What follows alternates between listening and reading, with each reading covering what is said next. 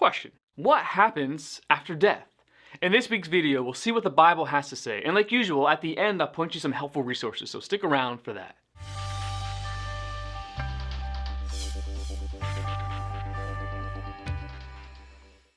Within the Christian faith, there's a significant amount of confusion regarding what happens after death.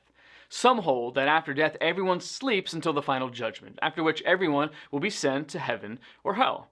Others believe that at the moment of death, people are instantly judged and sent to their eternal destinations. Still others claim that when people die, their souls or spirits are sent to a temporary heaven or hell to await the final resurrection, the final judgment, and then the finality of their eternal destination. So, what exactly does the Bible say happens after death?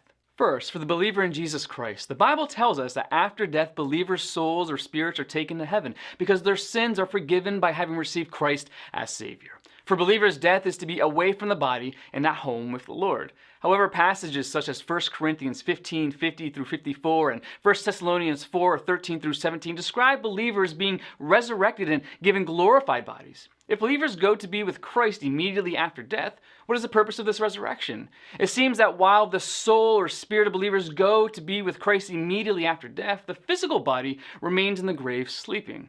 At the resurrection of the believers, the physical body is resurrected and glorified and reunited with the soul or spirit. This reunited and glorified body, soul, spirit will be the possession of the believers for eternity in the new heavens and the new earth.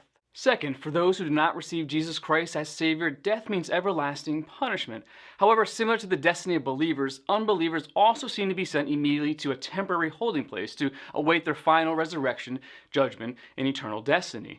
Luke 16:22 through 23 describes a rich man being tormented immediately after death. Revelation 20, verses 11 through 15 describes all the unbelieving dead being resurrected, judged at the great white throne, and then being cast into the lake of fire. Unbelievers, then, are not sent to hell, the lake of fire, immediately after death, but rather are in a temporary realm of judgment and condemnation. However, even though unbelievers are not instantly sent to the lake of fire, their immediate fate after death is not a pleasant one.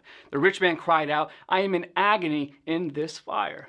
Therefore, after death, a person resides in a temporary heaven or hell. After this temporary realm, at the final resurrection, a person's eternal destiny will not change. The precise location of that eternal destiny is what changes. Believers will ultimately be granted entrance into the new heavens and the new earth.